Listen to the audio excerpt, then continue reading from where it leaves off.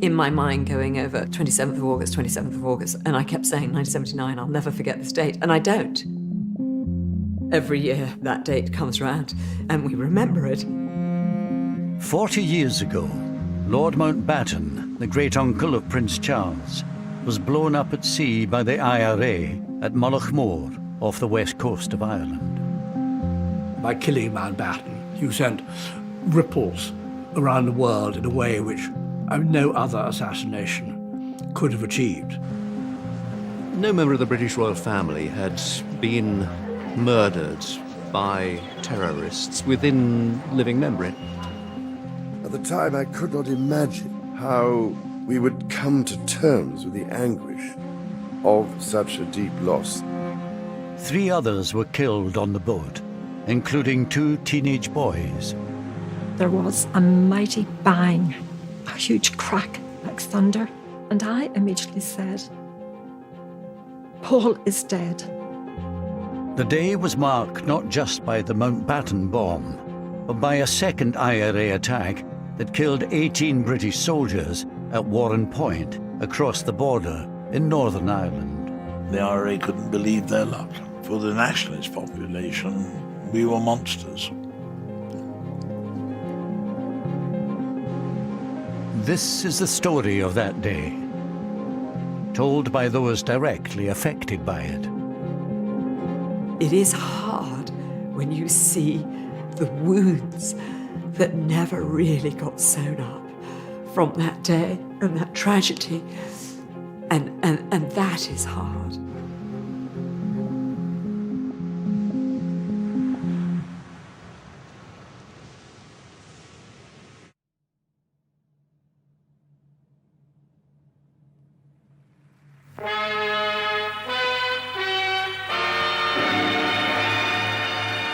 In a few minutes from now, I'll know whether or not we're going to succeed in telling the exciting story of a man whose courage and daring in the war and far-ranging influence in peace have significantly contributed to the shaping of this century's history.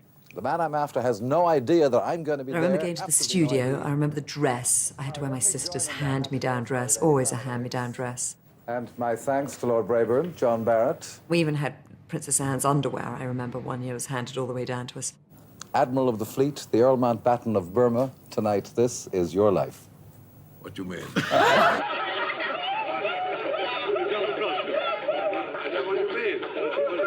here, we have a whole host of surprises for you. Amazing that they managed to pull that off.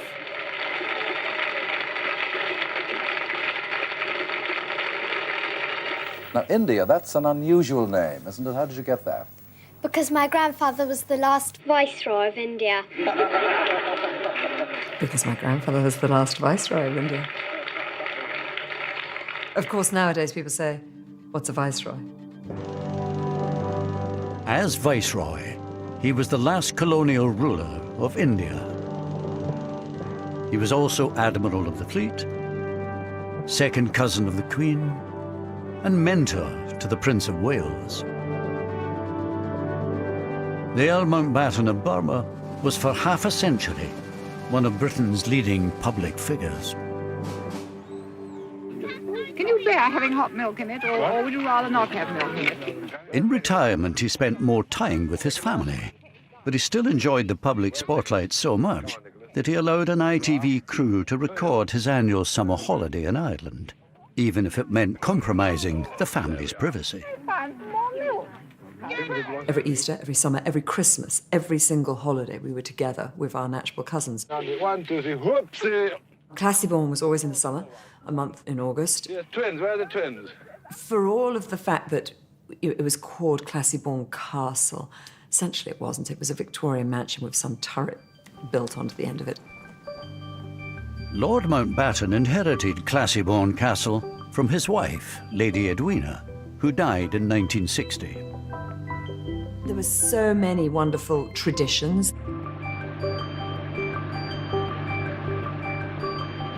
The heart of the holiday was going out on the boat. I would go a lot on the boat. We all did.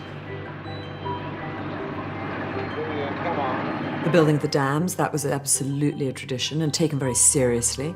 Everybody knew what they had to do. Give it to me, I say, listen, you start, make the hole here. There it is, see?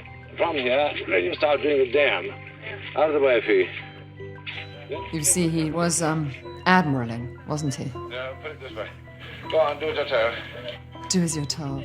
Yes, I did. There we are. There you are. It would be hard to be chief of combined operations and then not be in charge of the family dam. Let's face it. The Mounbattens were generally viewed by the locals as benevolent, well-meaning, helpful people who it was nice to have around. The neighbourhood benefited as a result of their presence.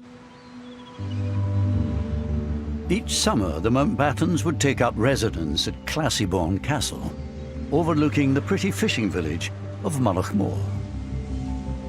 The family's visits brought a touch of glamour and jobs for the locals. This photograph here was in the dining room of Classybourne at a dinner. That's just me there. When you look back so many years ago, it's now 40 years, you can always say the memories of them are happy ones. And that's the most important thing of all. Do you remember this, Mother? Lord Louis gave you this book. Yeah. To Mrs. Barry, with grateful appreciation, Mounbatten of Burma, Classybourne Castle, August 1978. And it was Barbara Carson's book of useless information. So my mother treasures that very much. I think that's the last thing he gave to her.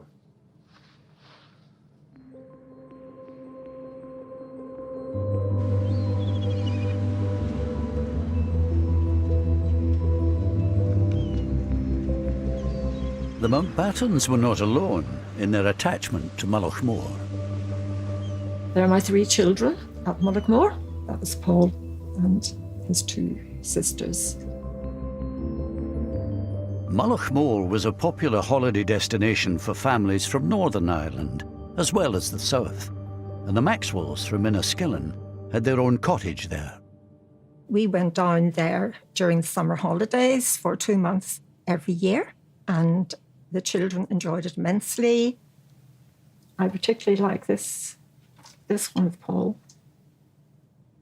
That summer, 15-year-old Paul Maxwell landed his dream job looking after Lord Mounbatten's boat, Shadow 5. I think they had a nice relationship. Paul would sometimes stay on the boat afterwards with Mounbatten and they would talk. And he told Paul about going into the Navy. And he said, you know, I went into the Navy when I was 12 years old. And I saw active service when I was 16. And Paul said to him, were you not frightened, my lord? And he said, yes, but you didn't show it. And you can see Classybourne in the background there, in the distance. Classybourne itself had been a fairly early example of what you might call sort of English colonisation.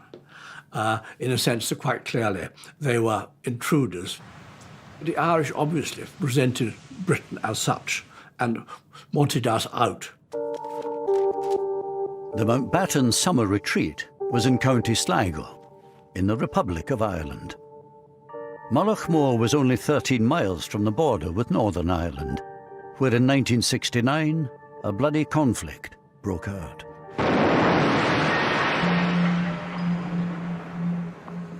Catholics in Northern Ireland resented being treated as what they saw as second-class citizens, and the IRA took up arms against the British state.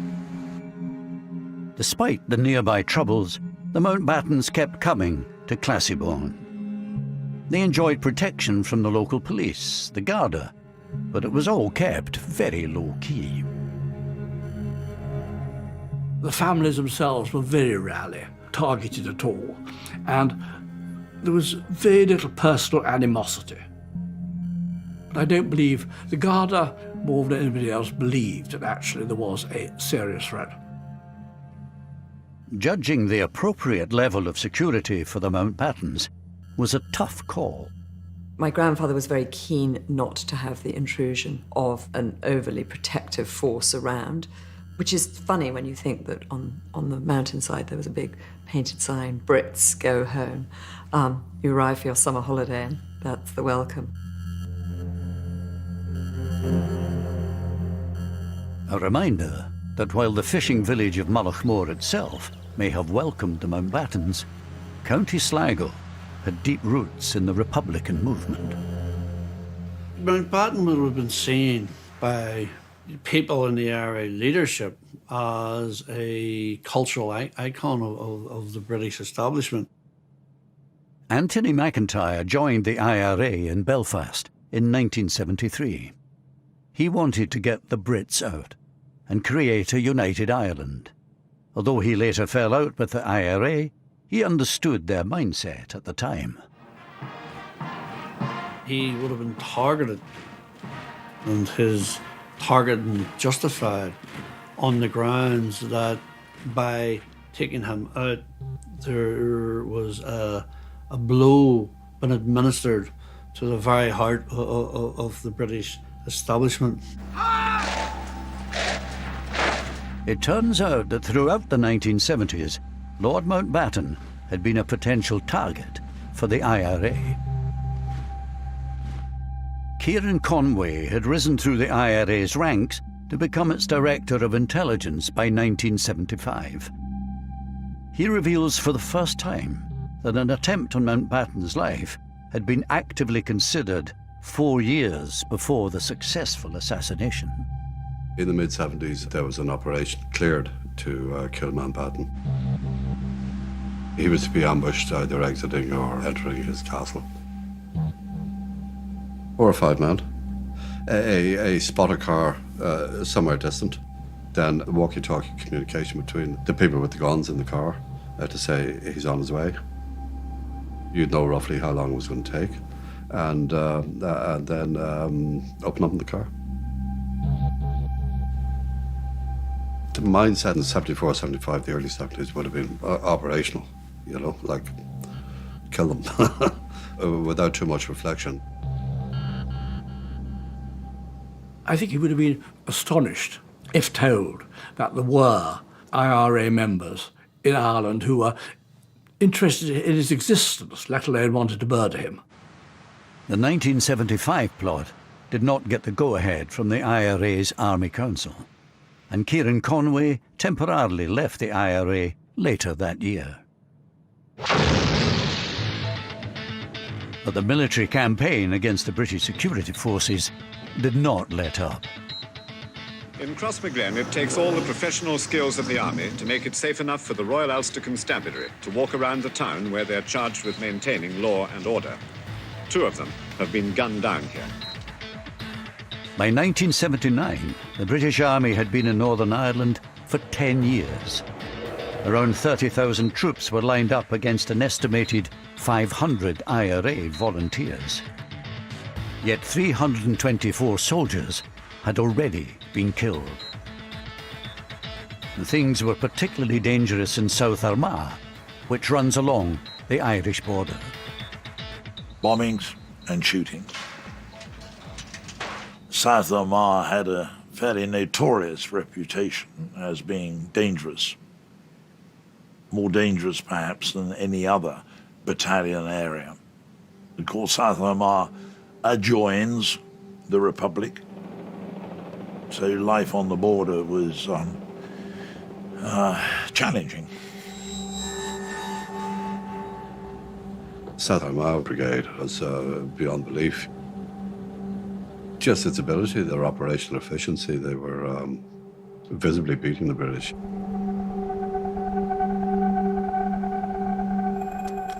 In the summer of 1979, the South Armagh Brigade was plotting 2 of the most ambitious attacks of the IRA's campaign so far. One in Warren Point, the other just south of the border in Mullaghmore. There, during the night of the 26th of August, the IRA planted a remote-controlled 50-pound bomb on Lord Mounbatten's boat, Shadow 5, sitting unguarded in the harbour.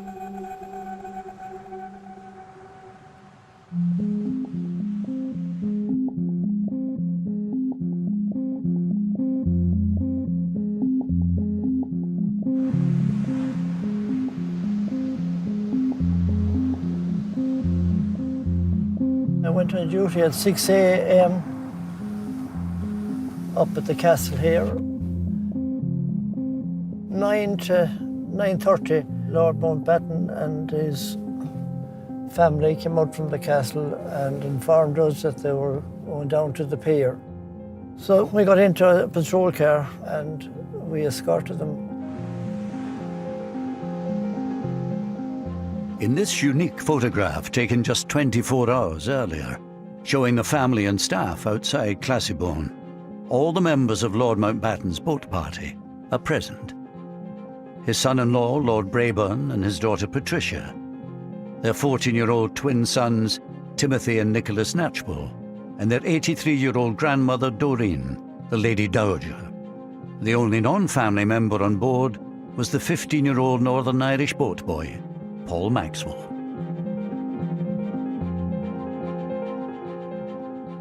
The day itself comes to me in flashes, rather like small explosions. I remember distinctly sitting in the library with my brother. My grandfather and the others had gone out of the boat, and Ash and I were watching on this crackly, fuzzy television screen, Laurel and Hardy.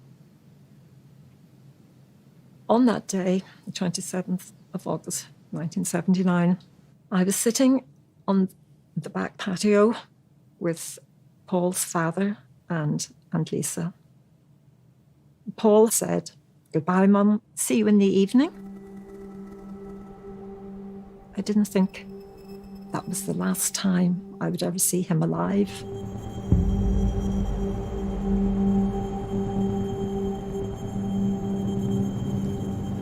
Beautiful morning it was, sun was shining.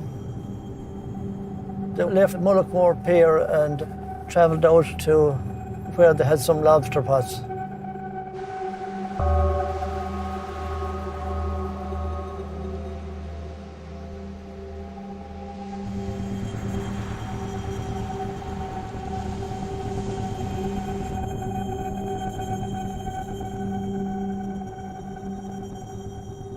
This is where we were. Yes, looking out, you could see the boat as it came along.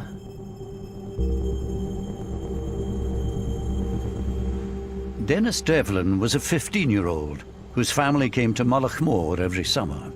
Their caravan was parked just off the coastal road. I seen his boat and I recognised it. Well, there's a green with a white cab and I just recognised it was his boat. As they come in, I could hear them talking among themselves. As the boat pulled up, I remember the young fella over the side of the boat pulling in the lobster pot and slowly pulled it in. The boat had turned round towards me and I was just watching it and I knew it was Lord Mounbatten's boat. The next thing, everything was spewing up into the air. Everything just rose up and I knew it was an explosion. Suddenly there was a flash of light and a loud bang, and you could see the boat had just disintegrated. It was obvious that a bomb had gone off. There was a mighty bang, a huge crack like thunder.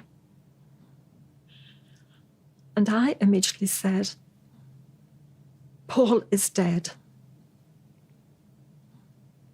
And I knew he was dead because I felt a part of me go.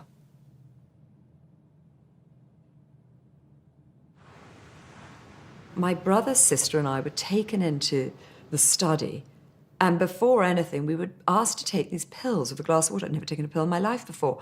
And that, to me, was more surprising than anything of that day. I couldn't understand why I was being made to take a pill. Again, I think it's so reflective of the era that they were in the 1970s, that someone would have had Valium on them, for God's sakes, and said, let's give it to the children. I mean, dear God, would you give an 11-year-old a Valium?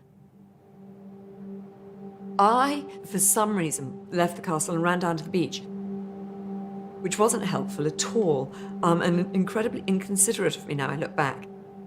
I remember sitting on the rocks down at the beach, in my mind going over 27th of August, and I kept saying 1979, I'll never forget this date, and I don't. every year that date comes round, and we remember it. And it was just such an incredibly beautiful day. And on the rocks, this incredible view. And yet, destruction. I'm so sorry, I don't normally get upset.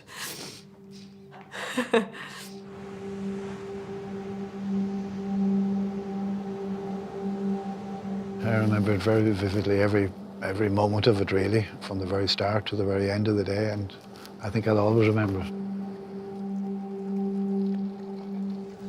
Lord Mounbatten's boat had exploded, so immediately I got two friends and we went out on the boat to see what we could do. And we arrived there, and those other boats that were in the near vicinity, they were already lifting the survivors. And at what point did you realise that Mounbatten himself had been killed? I think when we actually took him from the boat that he'd been brought ashore in and brought him to the ambulance, that's the first that I realised that he had actually been one of the fatalities. He was one of the first who was actually taken ashore.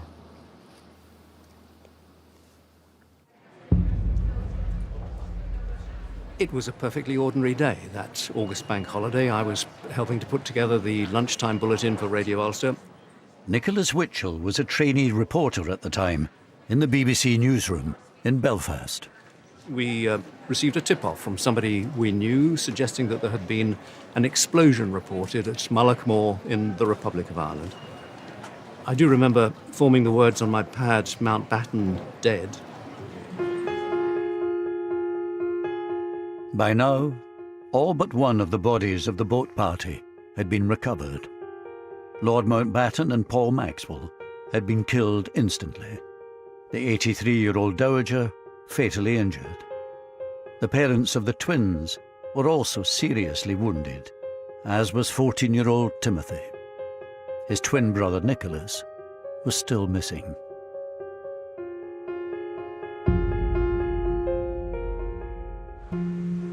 We could see this beautiful blue azure sea just off to the north end of the little peninsula which Mullaghmore is. We could see a lot of debris, splinters of wood. It was fine debris, quite fine debris it was.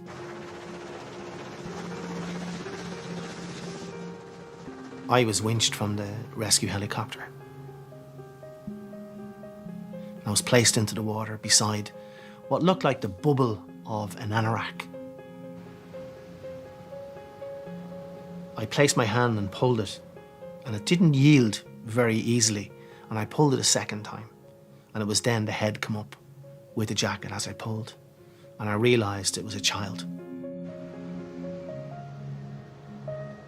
Imagine what those thick Aran sweaters must have felt like, clogged with oil and water, being lifted out of the ocean. And how long had Nick been floating in the water? It was the first child that I handled in death. It came as a terrible shock to me, I can tell you, but I'm in rescue mode. I need to get him out of that water. I need to give him over to his family. 14-year-old Nicholas Knatchbull's body was returned to Mullaghmore Harbour. It's the last photograph we have of Paul. That's Paul. And that is Nicky and Timmy. So one boy survived and the other two were killed. He survived because he was up on the roof. Mounbatten was in the middle between Paul and Nicky. And so they got full blast.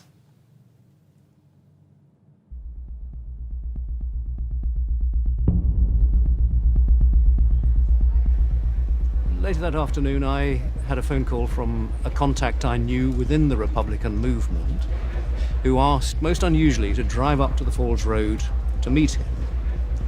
Opened the door, he got into the car, sat down beside me, we drove on.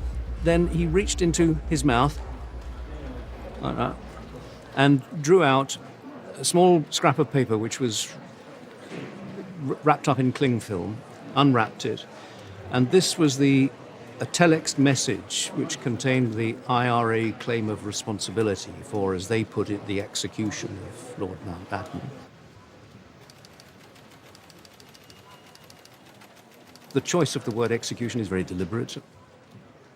It is an attempt to imply that there was some kind of a justification. Execution implies a judicial process, clearly, absolutely inappropriate. By killing Mounbatten, you sent ripples around the world in a way which probably no other assassination could have achieved.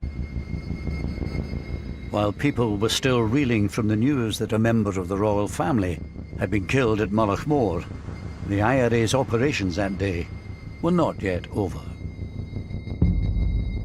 Now the British Army was in their sights. Later that afternoon, over 100 miles away, members from another South Armagh unit were lying in wait by the Newry River on the southern side of the Irish border. They were hoping to blow up a British Army convoy travelling along the road from Warren Point across the river in Northern Ireland by detonating 2 radio-controlled bombs that they'd planted earlier. One, a 700-pound device hidden in a lorry piled high with straw, was parked in a lay-by. The other, 1,000 pounds worth of explosive, hidden in a nearby gate lodge.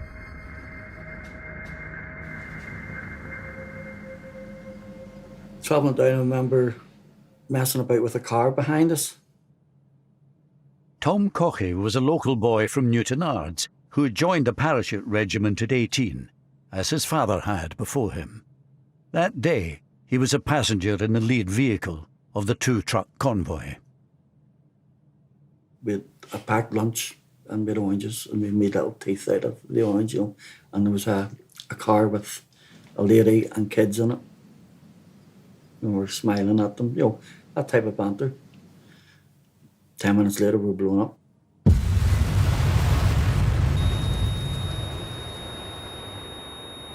Not a bang, just a rumble. And I had the sensation of flying. Not even coming to, just looking about, sitting there, and everything's just a mess. I came into the roundabout and you couldn't see past the roundabout, totally obscured with smoke. Peter Malloy was a freelance photographer at the time who just happened to be passing. I got out, grabbed the cameras, and just as I'm going into it, a policeman's coming running out and he's screaming. He says, don't go in there, they're all dead.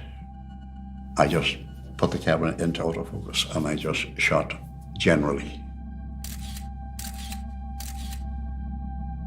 The first thing I saw was a long wheelbase Jeep, and there were soldiers in that, and one look told you they were obviously dead. And the heat, you couldn't really go too close to it. Everything was burning. And my legs were on fire. No, I couldn't move. And the next thing, the guys were on me. They were pouring water, trying to put me out. And one of the guys gave me his red beret to put over my face to keep the sun off it.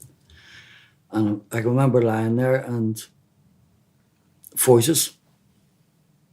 Dead, he's dead, he's dead, dead, he's dead, he's dead. And voices getting closer to me. And whether I imagined this or whether, I don't know, but I vividly remembered. I remember saying, I'm not dead. And taking the beret off, it was like a roll call of the dead.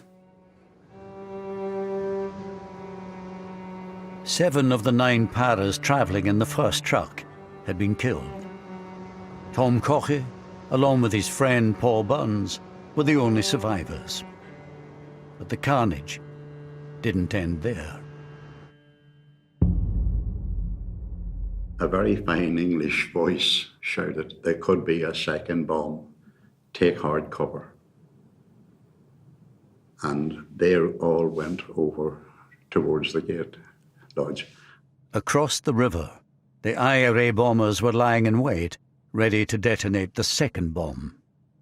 They'd predicted correctly where the surviving British troops were likely to regroup.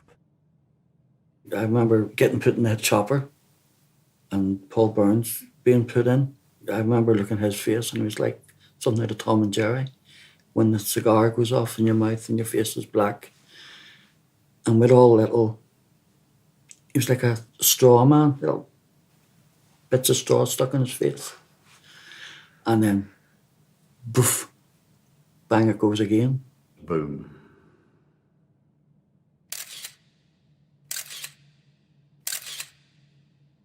I was thrown back and I got up again and it was over. Basically, it was over.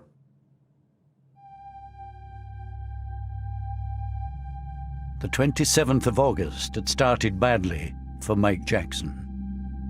The news came through of the Markmoor bombing and the death of Earl Mounbatten, amongst others, which was obviously very shocking. Now, as the news broke that his fellow paras had been ambushed at Warren Point, Jackson himself was called into action. The brigade commander looked at me and said, "Mike, what are you doing here? You go down to the site, secure it, and take on all the aftermath." And so I gave out some rapid orders and got on the first light helicopter I could. There's no communication. All telephones are cut off, so you're waiting for word to come back from your own lads to what actually is going on.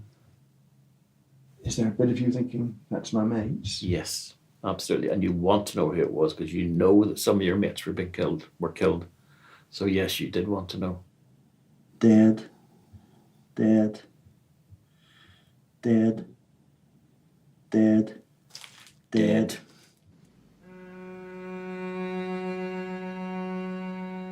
A further 11 British soldiers had been killed in the second explosion.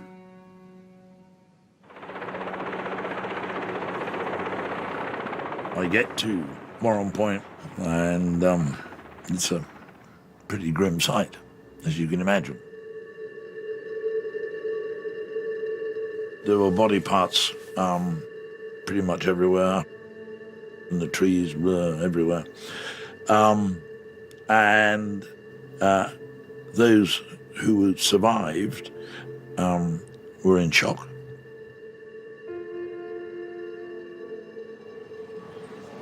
It was absolutely obvious, right from the earliest point, that this was a death toll on an exceptional scale. It transpired, of course, that 18 soldiers had lost their lives, the greatest single loss of life that the British Army had suffered in Northern Ireland.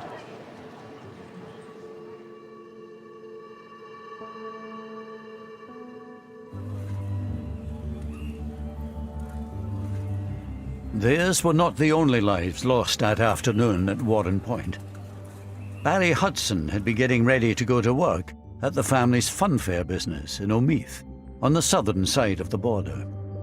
He had been joined that summer by his 29-year-old cousin from England, Bill. All of a sudden, we heard this thump, right? And I remember Bill saying, "Oh, what was that?" And I said, "It sounded like a bomb." He said to me, "Could you bring me down? Let me have a look." In the mayhem following the two bomb blasts, the surviving paras spotted the figures of Barry and his cousin Bill on the other side of the river and wrongly imagined them to be the IRA bombers. I could see the lorry burning, one with the hay on it. For a time you could see the soldiers coming in along the road there in the jeeps. You could see the red berries and that, you know, and I heard the ground being struck. And then I felt my arm like a stone hitting it. I thought it was something, a stone maybe or whatever. And it was bleeding. And then there was more. So So I turned and Bill was standing over there. The car was just parked up there and he was standing to the right, we'll say.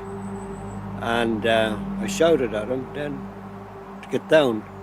And then you could hear more guns and branches cracking and that. So I ran like hell. And zigzagged up that lane. Seen it in war film. I always thought it was a load of baloney, really, because you couldn't escape that.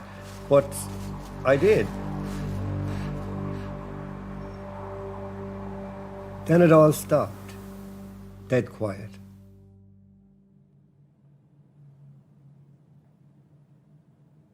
So after about a minute or two, I thought my cousin should be coming up now. I just thought he'd get up and come back up.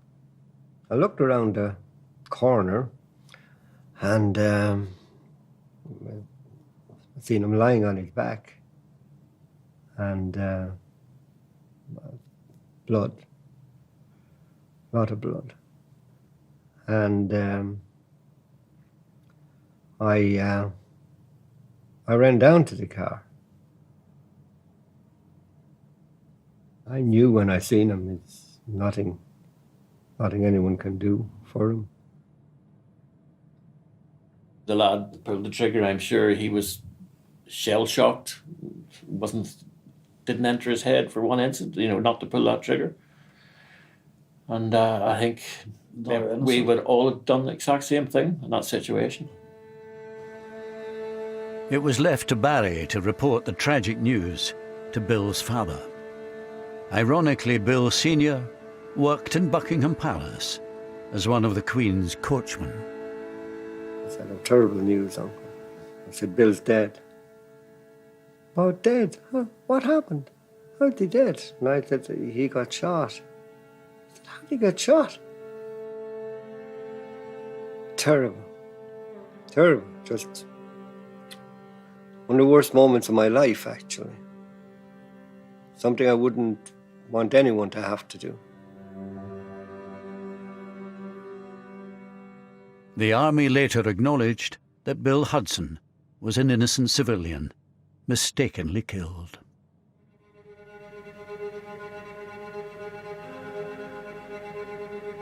This multiple killing, the worst the security forces have ever suffered in Northern Ireland, coming as it does after the Mounbatten tragedy, must serve to only further heighten tensions in Northern Ireland.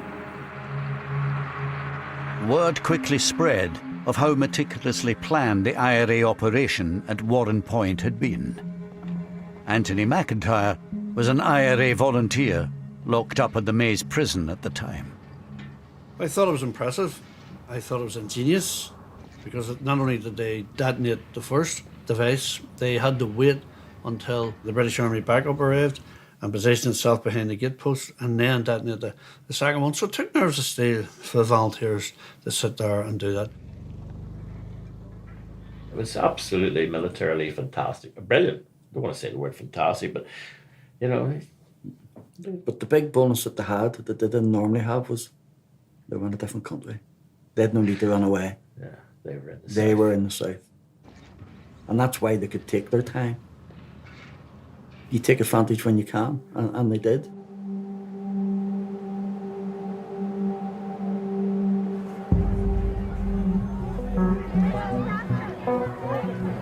Will you please stand still and I will move? The attacks on Lord Mounbatten and the British soldiers made a deep impression on Mrs. Thatcher, who had been Prime Minister for only 4 months.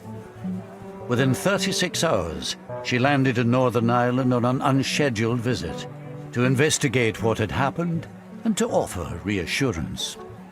When she went to Northern Ireland, I remember the walkabout in the shopping mall, which I thought was an extremely brave thing to do. Not because there was much risk of being shot in that environment, but simply because there would be a lot of people in the shopping mall who didn't like her very much. Mrs. Thatcher, we want the freedom of our country, and you're so getting. She was a very feminine person. And it's not allowed us to tell. Yes, basically. She was profoundly moved. She didn't blub, but tears came to her eyes. Well, it could have been a lot worse. She only very rarely wept, to my knowledge anyway. And when she did, there was good reason for it. She's not everybody's cup of tea, I know that, but she was able to relate, and they to her, to the soldiers. Boadicea, very doughty lady.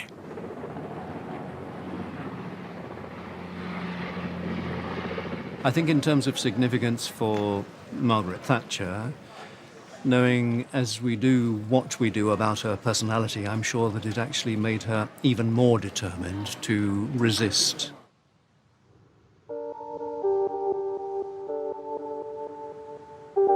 Mrs. Thatcher's flying visit did not extend to the scene of the Mounbatten bombing over the border in the Republic of Ireland.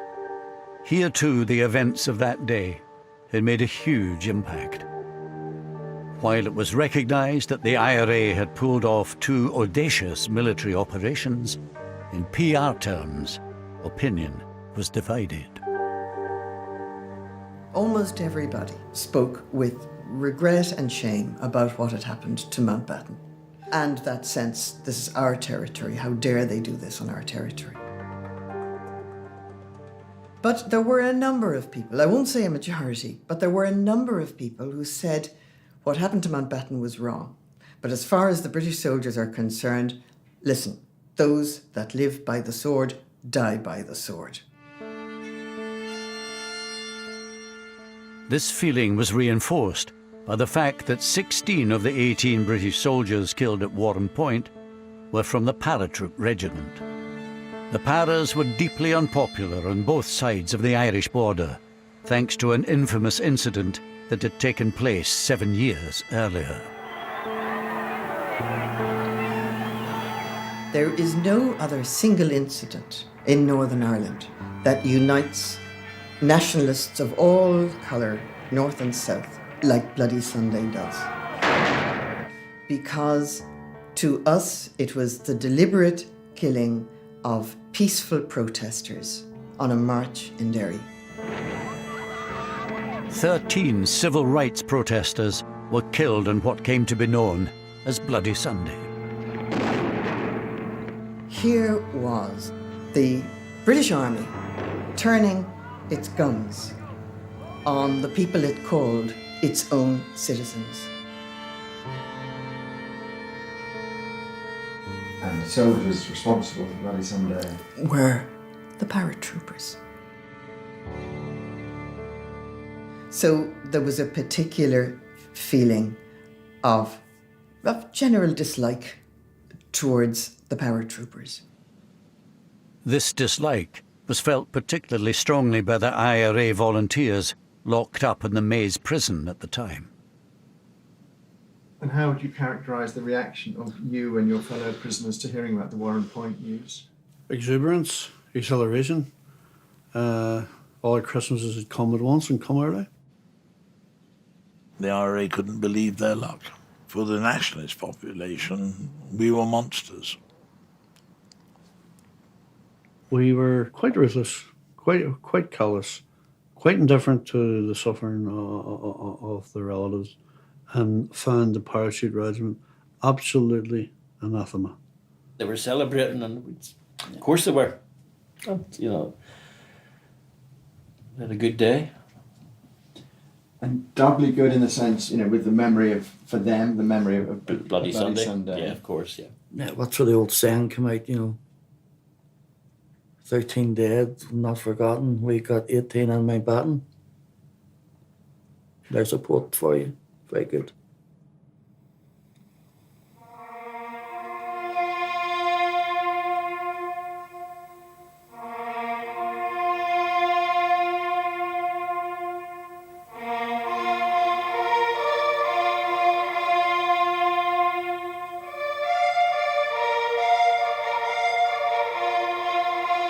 That funeral was extraordinary. I think my grandfather had masterminded every moment of it, understandably, and it ran to perfection. The whole family of Europe seems to be here. Lord Mounbatten's state funeral, the largest of its kind since Winston Churchill's, provided a vivid reminder of the personal nature of the blow dealt to the royal family.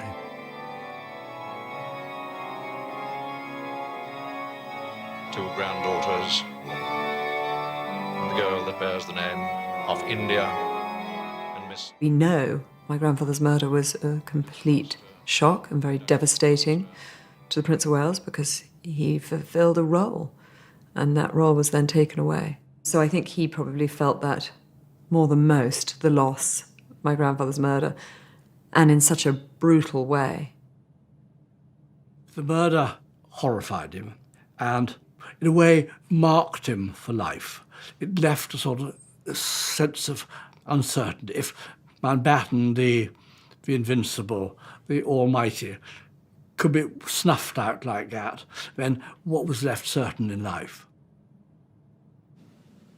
Within a week of the funeral, 11-year-old India found herself sent off to Gordonston, the boarding school in the north of Scotland. Here she was given a painful reminder of the very public nature of her grandfather's death. I remember feeling desperately lonely, going off to boarding school without my mother. And the first night, someone, after lights out, saying a joke. And maybe we can't even put this in because it's too horrific, but she said, how did they know Lord Mounbatten had dandruff? And no one in the dorm at the nights out knew the answer. And the answer was, of course, because they found his head and shoulders on the beach. It was a pretty staggering moment. Later that autumn, 2 IRA men were put on trial for the murder of Lord Mounbatten. One, Thomas McMahon, was convicted. Thomas McMahon, did you know him by reputation? I knew him both by reputation and personally, and he was a very, very fine IRA volunteer. Very fine indeed. They'd be the most outstanding figure to have come out of South Armagh. Thomas McMahon was sentenced to life in prison, but no one higher up in the IRA leadership chain was ever held to account for the bomb. Somebody knew children get on that bomb. Not necessarily the guys who put the bomb on or the guys who made the bomb, but the people who planned it certainly knew about the children.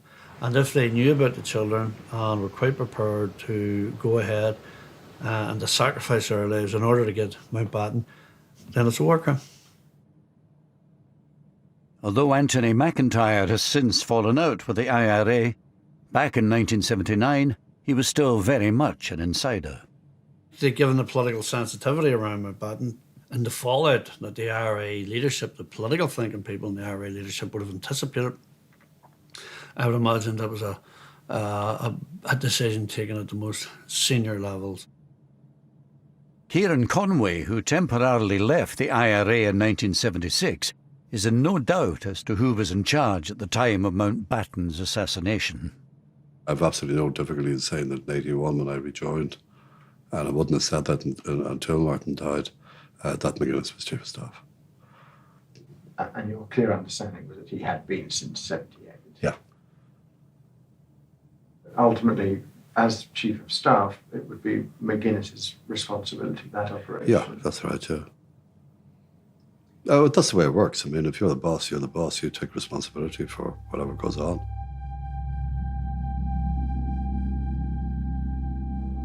Meanwhile, no one was ever put on trial for the bombs at Warren Point, let alone convicted, despite the arrest on the day itself of 2 IRA suspects near the scene of the carnage.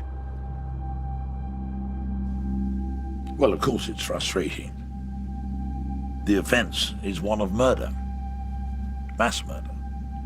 And it is a source of great regret that nobody was brought to account for it.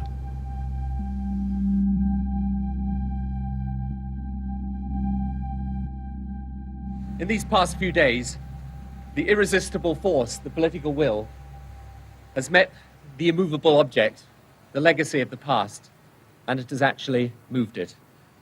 It took another 20 years after the Mounbatten and Warrenpoint killings, but peace was finally established in Northern Ireland by the British and Irish governments at the Good Friday Agreement in 1998. This agreement is good for the people of Ireland, North and South. As part of the peace process, the IRA's prisoners were released, including Thomas McMahon, the sole IRA member convicted of the killings.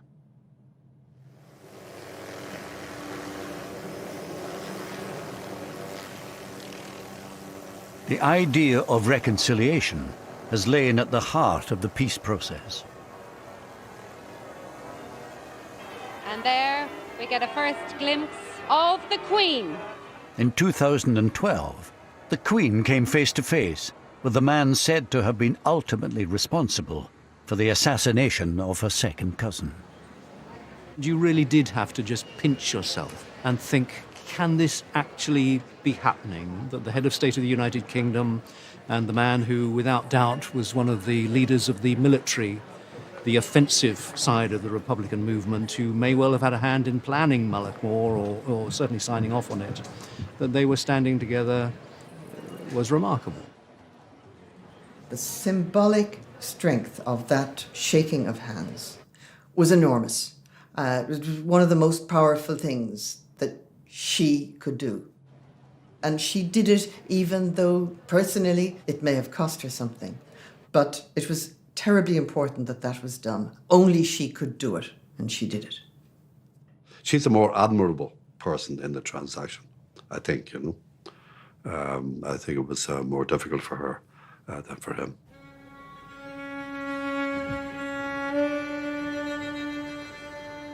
Like mother, like son.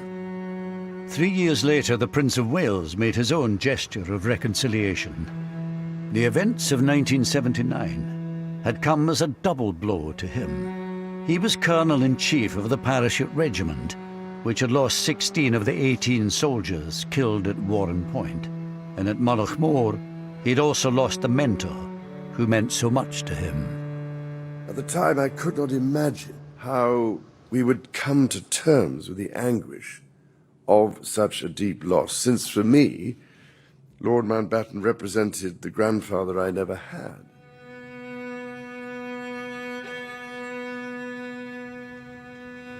The poet Yeats once wrote, "And I shall have some peace there, for peace comes dropping slow."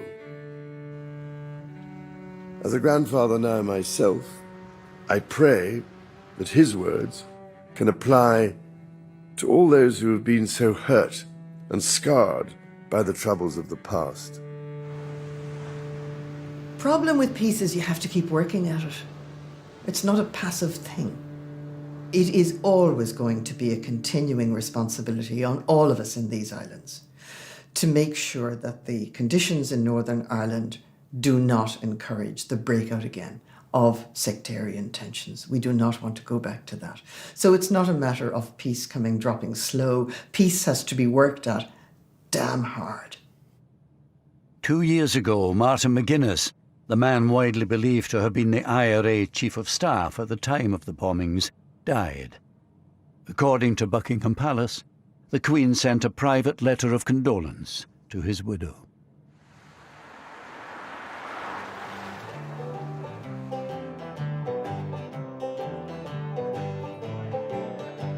Today, for the most part, normal life has returned on both sides of the Irish border. But the sense of shame in the village of Mullaghmore lives on, especially among those who'd had close ties to the Mounbattens. There was a terrible sense of shock in this village and disbelief. And there was a dark cloud over the area, over the village for years after. People didn't talk about it. They did in their own houses, hushed, talked about it, but not out in the open. People felt so bad about what had happened and embarrassed about it. As with the town, so with the individuals themselves. They too are still struggling to come to terms with the tragic events of 40 years ago. I never took another picture since. It's 40 years ago. Why did you never take another photograph? I just couldn't face it. I was literally shaking. I watched the firemen and I thought that's what I should have been doing. And the following week, I applied and I joined the fire service then. Loved it. Loved it. I see that young boy's face over and over, and it doesn't go away, and it doesn't get any more blurred as it did from 1979 to today, because I can still see it. I'm okay with all that because I brought that kid home.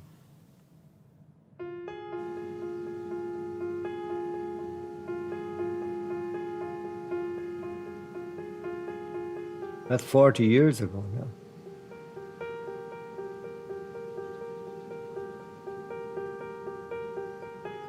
It hasn't been one day, I'm sure, that it hasn't crossed my mind. Sometime.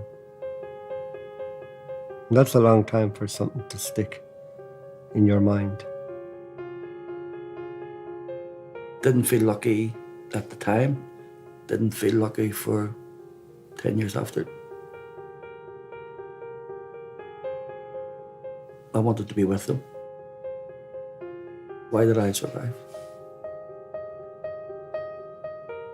It was like a day that would never end. And then went on to weeks that would never end and years where grieving would never end. And it hasn't.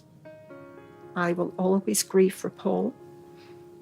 I carry him in my heart everywhere I go. I asked my mother about doing this, and she said, yes, absolutely, it's important to keep talking. I think in trauma and in death and in survival, there is so much that is unsaid, and there is, unfortunately, no path. There's no written textbook of healing. And so in amongst my 7 cousins who I am and remain close to, and my own siblings, everybody coped very differently. And some didn't cope well. And of course, we're seeing the side effects of that even to this day. And the damage that was done was so much deeper than any of us could ever have imagined. And adult lives are still being horrifically disrupted. I certainly try not to hold resentment in any way, and that's hard. But forgiveness, I think, is important. One has to move on.